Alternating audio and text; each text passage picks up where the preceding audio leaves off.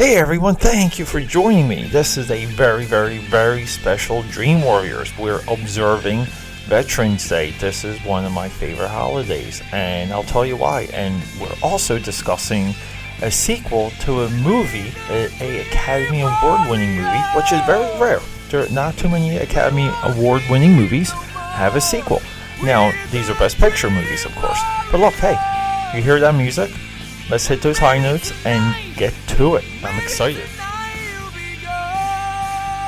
Hey, and thank you for sticking around. So here we are. Good to see you. Now, if you're not familiar with Dream Warriors, my name is Peter, aka Pad, another known as Peter Anthony, Peter A. DeLuca. I go by the name of aka Pad. That's where you can find me on social media.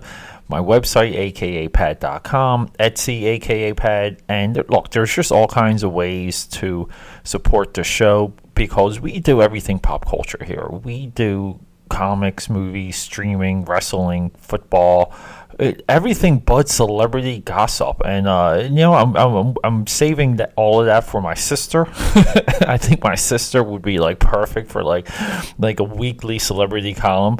And look, we're building towards other things with this show too through our contributors, and this is where your involvement helps.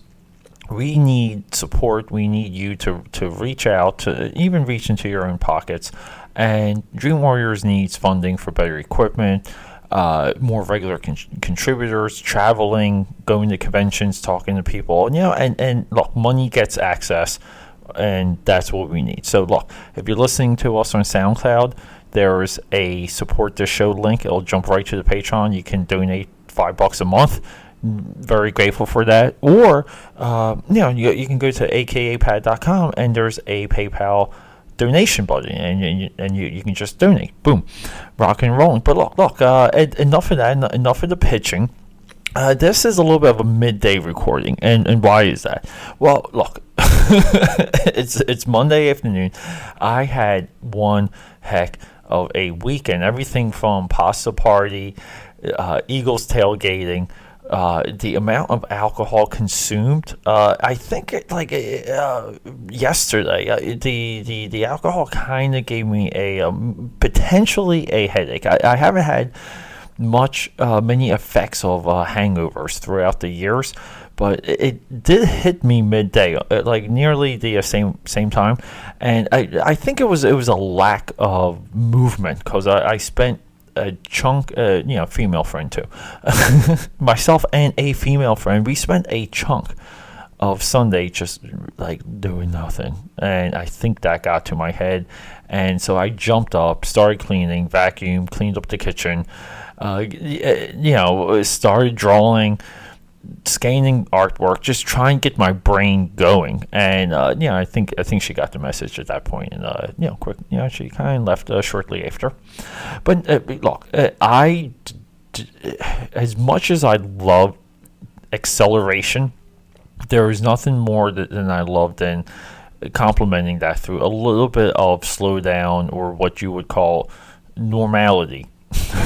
Because for me, normal is it's a totally different scale. I don't like to sleep. I cry like a child every time I start to get tired. I just want to, if I'm awake, I want to be doing things. And this is a little bit where we are, because it was kind of like crap.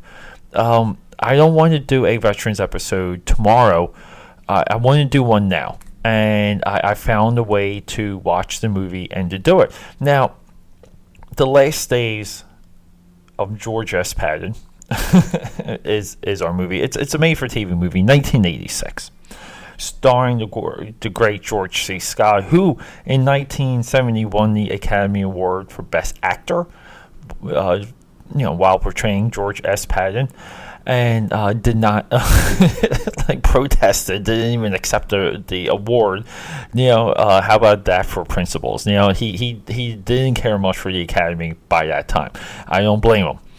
And so this was a 2.5 hour long movie made for TV, so it's immediately a format that's going to be harder to digest, and that's because the like the movie itself, but the way it's made, it's a bygone era. Things are not done this way anymore, even for network television. When we go back through the years, it's still perfectly clear what is a TV movie and what's not, just by format alone. Now, I found this, and I was so happy. It's on Amazon Prime. Okay, Amazon Prime coming in. Okay, but the Last Days of Patton is there. You guys can check it out. Now, as of right now on Amazon Instant, you can watch Patton. You can buy it for like $5, and I strongly recommend the first part of this. So now we're dealing with almost like a 5-hour opus. Perfect. Okay, because I love long form. Like, I just like long form storytelling. Dream Warriors is what I define as long form storytelling, because we're never done with movies. We're never done with the discussion. We can do Dream Warriors all day, every day, recording. We can do 4 or 5 hours a day easily on Dream Warriors, and that's what we're building towards. And I thank you for sticking with me on this journey. So, Patton in 1970, it wins Best Picture, Best Actor, Best Screenplay, co-written by Francis Ford Coppola, from the famous Coppola wine. Okay, right, and The Godfather. We all know that name. And I think later, the Screenwriters Guild gave the screenplay top 100 screenplays of all time. So the words on the paper are very important. We all know the famous scene of Patton in front of the American flag. It's iconic. It has been mimicked and mocked and iconic. There's a level of iconography around it. I could not be saying the right word there. Don't hold me to it. But you get the picture. It's Patton is in the American lexicon. What's out of the American lexicon is the attitude and the behavior of Patton and what he believed and the principles that he applied by. Now, this is very clear and apparent in this 1986 version, because he is relatively taken over a town, and he needs to bring back the infrastructure that he was taking out of the war, because Patton himself was very controversial. He was I don't want to say the term gunslinger, but this guy was a man's man. He had principles. He did not like the politics. He liked war to dictate itself. He didn't even like the politics within war. He viewed the world as black and white, good and evil, and it was possible to stomp out evil. And he didn't like the compromises. And there's so much of that today, because we have people not compromising for all these extreme reasons, and there is a division being built right now of the correct side and incorrect side. And it's kind of funny, because when in this movie, Patton is giving governorship of the city, and they are like, hey, you got to rub out the Nazis. You have to round up the Nazis and the people who supported the Nazis. And he's like, look, that's crazy. I'm not saying we're not going to do it. I'm not saying no to it, but for right now, these people need to live, and they need an infrastructure, meaning firewood, clothing, food, and these guys know how the city is run. And that was his conflict, and he didn't want to just corral people without due process. And wow, how relevant is that today? Very eye-opening. So this movie technically is probably a 90-minute long movie, but we have it at 2.5 hours because the networks obviously have their own format, so the storytelling becomes a little bit tough. We have these flashbacks that really don't work. This leads into George S. Patton's accident. He gets into this god-awful accident, smashes his head, dislodges his vertebrae, and shortly dies. And there's a big chunk of this movie with him kind of on his deathbed, and it's not there. It doesn't carry through. But what the movie does, though, it does solidify the beliefs of Patton and what he was committed to, like the type of man that he was. And he wasn't a guy that was like, he wasn't a wimp. He had principles, and he expected people to follow those principles, period. Like he wasn't a wimp. He didn't seek out war, but he believed in stomping out evil. This movie classifies that very well. Now, it also solidifies the relationship that he had, and with him and his wife, which is kind of like the network television angle, like to pull the heartstrings. But obviously, the filmmakers, Dilbert Mayne, that's who directed this. Now, he did Marty, and I'm pretty sure Marty won Best Picture, right? So this movie is surrounded by Academy Award-winning talent. Okay, like it's amazing. But look, he was towards the end of his career. I believe this was the last movie directed by Dilbert Mayne. And George C. Scott too was kind of like at the end of their career, and it's somewhat fitting that these two got together and did what they did, because I do believe the first hour of this is incredible.